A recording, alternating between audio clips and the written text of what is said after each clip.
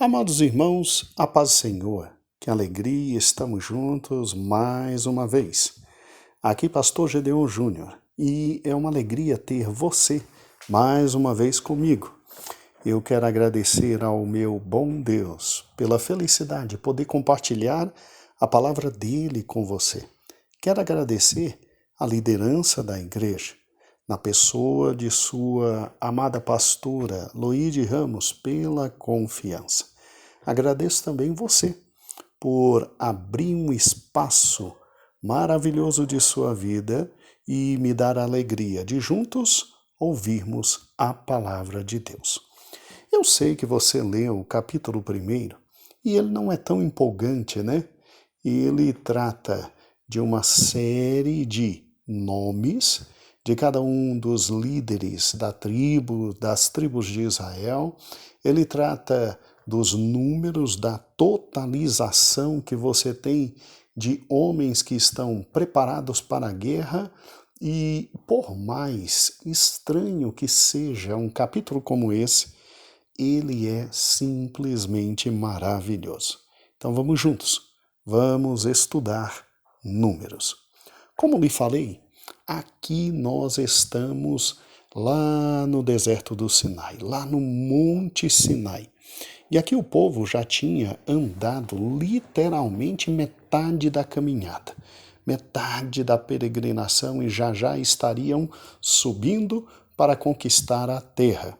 Pena que esta geração falhou no tocante à confiança em Deus. Mas não vamos adiantar a história, vamos passo a passo. Aqui estamos no Sinai, aqui estamos exatamente após o livro de Levítico e depois de todo o tabernáculo feito, a glória do Senhor tinha se manifestado e o povo estava agora, obviamente, confiante nos próximos passos. Sim, Deus estava entre eles, porque Deus tinha prometido que entre eles estaria ali no querido tabernáculo. E o povo, obviamente, agora escuta toda uma questão de preparação ali no Sinai para poderem continuar a jornada. Alguns autores dizem que aqui já tinha se passado exatamente 1 ano e meio, 2 anos. Outros dizem que não, que aqui tinha se passado exatamente 13 meses, a depender da contagem bíblica, mas sem nenhum problema. No mínimo 1 ano de caminhada aquele povo já tinha efetuado.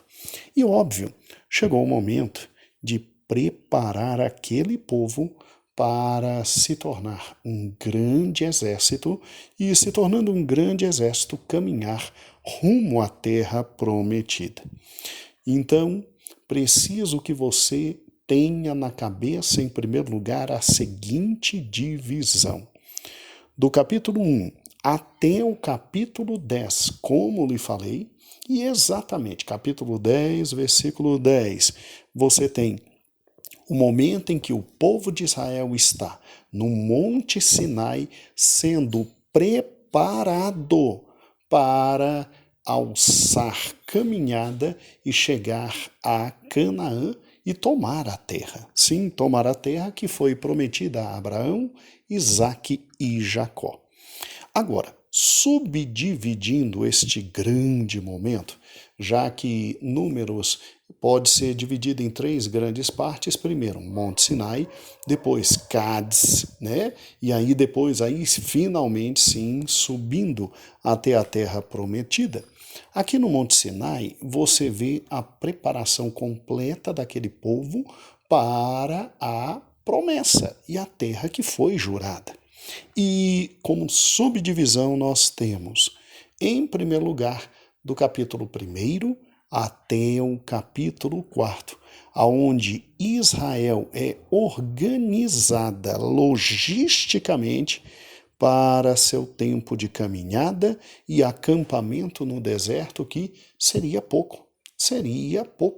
Não seriam 40 anos. Os 40 anos, como nós sabemos, veio da desobediência. Deus, então, agora, logisticamente, prepara o seu povo para simplesmente, de forma organizada, coesa, inteligente, irem até a terra prometida e, confiando no Senhor Deus, que já tinha feito tudo, poderem entrar na terra prometida. Muito bem, então o capítulo 1 está no meio exatamente deste grande primeiro momento de preparação e de organização promovido pelo próprio Deus. Tudo o que acontece no capítulo 1º, 2º, 3º e 4º são ordens dadas pelo Senhor Deus e seguidas à risca por Moisés, que era o grande homem de Deus à frente de todo o povo. E é muito interessante como o texto começa dizendo: disse mais o Senhor a Moisés, ou seja, falou o Senhor a Moisés. E ordem após ordem, ordem após ordem, ordem após ordem, Moisés vai cumprindo, e em razão da submissão deste grande líder, a organização perfeita vem. Nós veremos isso, inclusive teremos gráficos nos próximos estudos que teremos. A organização perfeita vem e você verá que agora Israel se constitui em um grande povo para chegar até a terra prometida. Em primeiro lugar, meu irmão, eu quero lhe chamar a atenção exatamente para isso. Pense comigo, como é que está a sua vida? Eu conheço a minha. E, obviamente, você conhece a sua. Como é que está a nossa vida? Como é que nós estamos? Será que nós ainda estamos teimando em viver de forma desorganizada e bagunçada? Eu um dia ouvi alguém em algum lugar me dizendo: olha, a minha grande organização é a minha bagunça. E eu quero avisar, cuidado!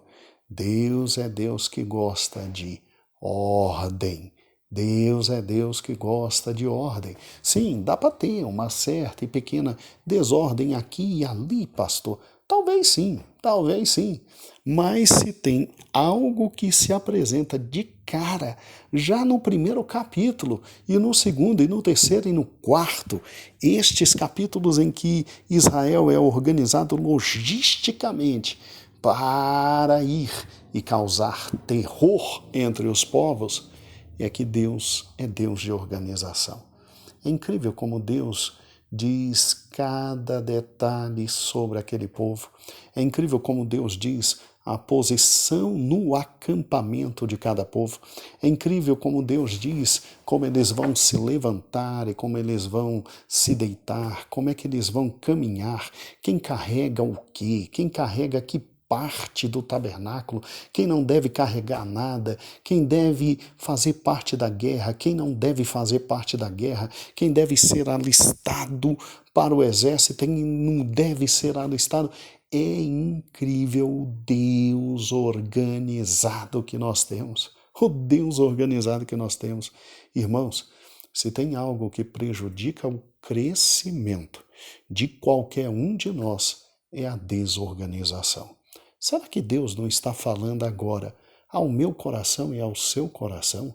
Quando a gente lê o capítulo 1 de Números, será que o Senhor não está falando ao nosso coração e dizendo: organiza a tua vida, coloca em ordem as tuas contas, vive exatamente com aquilo que você tem, ser feliz com os recursos que eu te dei, entendeu? Organize.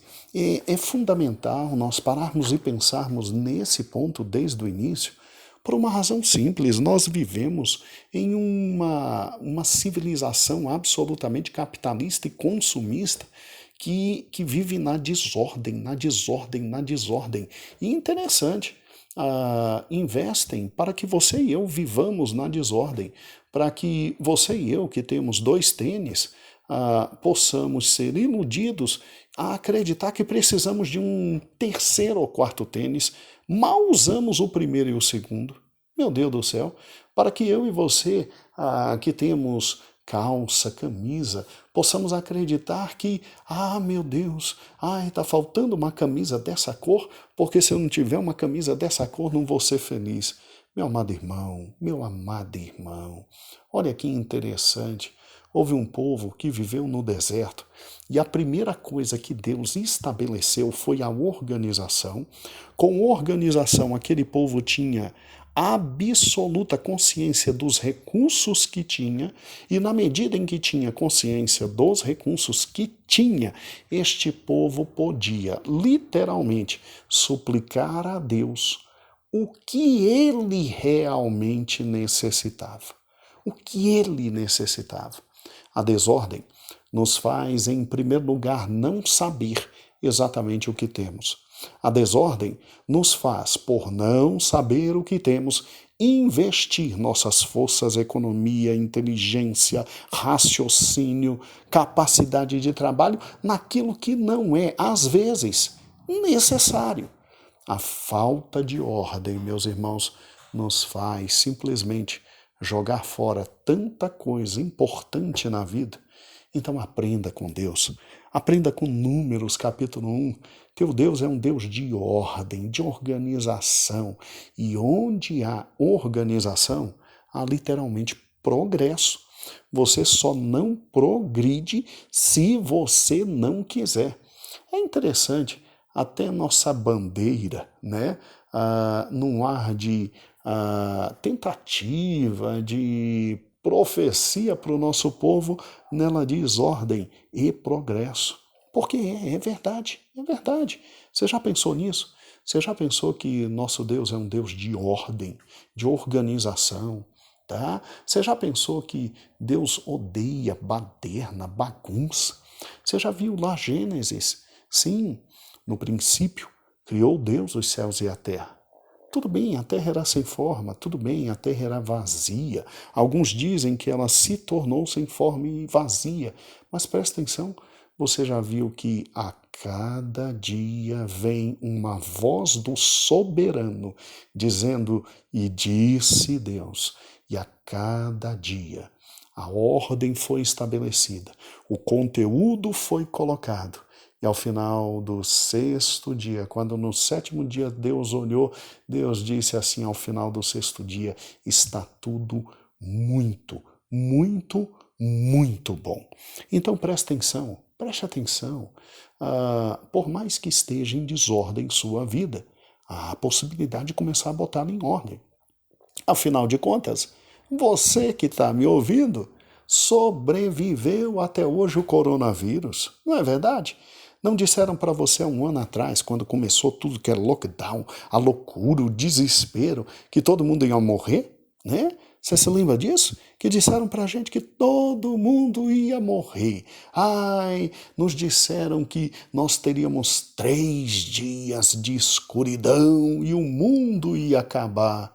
Pois é. É incrível, né? Nós que conhecemos a palavra de Deus, tivemos que ficar simplesmente toda hora e todo dia e todo momento acalmando um e outro. Sabe por quê? Porque é incrível.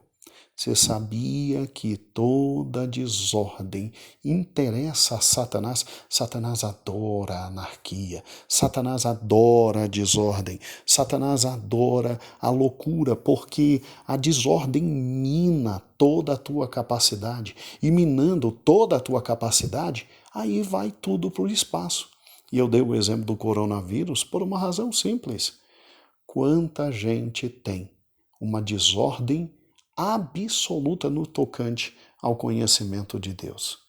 Pelo fato de não lerem a Bíblia, de todo dia não estudarem a Bíblia, não colocarem a vida correta numa vida de oração e leitura da palavra, qualquer evento de qualquer coisa vai levando o pobre coitado e ele entra em desespero por tudo. E se esquecem de textos tão clássicos e simples como aquele que habita no esconderijo do Altíssimo, a sombra do Onipotente descansará, direi do Senhor, Ele é meu Deus, meu alto rochedo, meu refúgio e segurança. Incrível, né? Incrível como a falta de ordem até para compreender a palavra de Deus, ela produz desordem mental e o indivíduo é levado por qualquer vento de doutrina. Não é à toa que exatamente há mais de um ano estamos estudando capítulo por capítulo, versículo por versículo. Começamos lá no Novo Testamento e agora estamos no Velho Testamento, no incrível e lindo Números. Números, que como já vimos, é muito mais que números, né? É a exposição absoluta do nosso coração à presença de Deus. E aí eu quero começar toda essa série de mensagens, porque eu não tenho pressa. Pressa nenhuma. Se o Senhor voltar, a gente sobe com Ele, perguntando para você, como é que está o teu senso de organização? Leia de novo o capítulo 1, eu te desafio. Veja como Deus vai organizando cada povo, colocando sobre cada povo um líder, e simplesmente esse líder auxiliaria um líder maior que é Moisés, a saber, quantos eram aqueles que acima de 20 anos já podiam ir para a batalha. Já podiam ir para a batalha. É muito interessante o início do livro de Números. Acompanhe comigo. Versículo 1 em diante do capítulo 1. E falou mais o Senhor a Moisés no deserto de Sinai, na tenda da congregação, no primeiro dia do segundo mês, no segundo ano da sua saída da terra do Egito, dizendo: Tomai a soma de toda a congregação dos filhos de Israel, segundo as suas famílias, segundo as casas dos seus pais, conforme o número de todo homem, cabeça por cabeça, da idade de 20 anos para cima, todos os que em Israel puderem sair à guerra, e estes contareis segundo os seus exércitos, tu e Arão. Então, olha que interessante. Deus pega, olha para Moisés e diz o seguinte: bem, agora vamos ver o exército que nós temos. Você, Moisés, vai fazer o seguinte: primeiro, sai de tribo a tribo. Por que de tribo a tribo? Porque eram 12 as tribos. Porque em matéria de organização ficava mais fácil simplesmente você contar tribo por tribo. E depois o que você faz? Você pega de cada tribo, casa a casa. E dentro de cada casa, conte só os homens. Porque eu estou contando o povo, é para a guerra. E preste atenção, eu, Deus, não sou maluco de botar criança lutando. Então, conte só quem tem condições de ir para a guerra. E, por gentileza, conte então só quem tem de 20 anos para cima. E aí, olha que interessante, o versículo 4. Óbvio que quando Moisés ouviu Deus falar isso, Moisés, obviamente, olhou assim e disse: que beleza, vou ter que contar sozinho todo mundo? Aí Deus disse: não, é você e Arão. Calma, eu estou parafraseando, não tem isso na palavra de Deus. Mas é óbvio que para alguém que tinha, nessa época, 85 ou 86 anos, e o seu irmão, 87, 88 anos, era um problema muito sério. Como é que iam contar? Bem, Deus, em primeiro lugar, disse, conte separando tribo a tribo. Depois, dentro de cada tribo, por gentileza, separe clã a clã, ou seja, família após família, tá bom? E separando a família, aí conte cabeça por cabeça, mas só dos homens e só quem tem 20 anos acima para sair para a guerra. Agora eu não vou te deixar sozinho nessa fria, não. Aí vem o versículo 4. Estará convosco de cada tribo um homem que seja a cabeça da casa dos seus pais. Então, preste atenção, Arão. E Moisés estará ajudando vocês nisso, de cada tribo um príncipe. De cada tribo um príncipe. E aí vem uma pergunta interessante. Pastor, me ajude num detalhe. Tá, qual é o detalhe? Como assim príncipe? Eles não eram escravos? Sim, eles eram escravos. Mas dentro do Egito, Israel nunca deixou de ser organizado. Israel nunca deixou de se dividir em tribos. Israel nunca deixou de ter voz de liderança. Você se lembra quando Moisés foi pela primeira vez conversar com Faraó? E Faraó disse assim: peraí, rapazinho, você tá querendo tirar o povo? Mas essa sua ideia de tirar o povo é uma ideia fantástica, é a ideia de gente que não está trabalhando. Cambada de pilantras, a partir de agora ninguém vai dar para vocês palha. Busquem palha e façam os tijolos, e se no final do dia não tiver palha, vai apanhar. E quem apanhava? O povo inteiro? Não, os líderes. Tanto é que depois, você veja depois o texto lá em Êxodo, os líderes chegaram perto de Moisés e disseram assim: meu amigo, que bela palhaçada. Calma, eu estou parafraseando. Né? Meu amigo, que bela palhaçada. Obrigado pela surra de ontem que nós tomamos. Porque ninguém está conseguindo simplesmente juntar palha atrás de palha, não. E fazer os tijolos. Nós, os líderes, estamos apanhando. Fantástico, né? Que Deus é esse? Agora os líderes estão à frente de sua casa. À frente de sua casa são os grandes líderes, 12 grandes homens, que são os grandes homens de cada uma das casas de Israel, e agora ninguém mais apanha. Agora eles contam os seus liderados para simplesmente entrarem na grande terra prometida que Deus daria. Você já pensou nisso? Você já pensou que é incrível, né? Como Deus simplesmente nos tira de posições horríveis e nos coloca na sua bênção em razão da graça e da misericórdia. Já tinha pensado nisso? Pastor, onde é que está essa passagem de que os oficiais, os líderes de Israel, eles estavam em séria dificuldade? Você não se lembra? Abra Êxodo capítulo 5. Olha que interessante. Em Êxodo capítulo 5, quando Faraó simplesmente soube da ideia daquele povo querer sair, olha que interessante o versículo 17. Mas ele disse: vós sois ociosos, porque vocês estão dizendo: vamos, sacrifiquemos ao Senhor. Versículo 18. E depois agora, e trabalhai. Palha, porém, não se vos dará, contudo dareis conta dos tijolos. Então os oficiais dos filhos de Israel viram-se em aflição, portanto se dizia: nada diminuireis de vossos tijolos da tarefa do seu dia. Aí olha como termina o capítulo 5, que coisa horrível, né? Lá de Êxodo. E encontraram a Moisés e a Arão, que estavam defronte deles quando saíram de Faraó. E disseram-lhe, os líderes, né?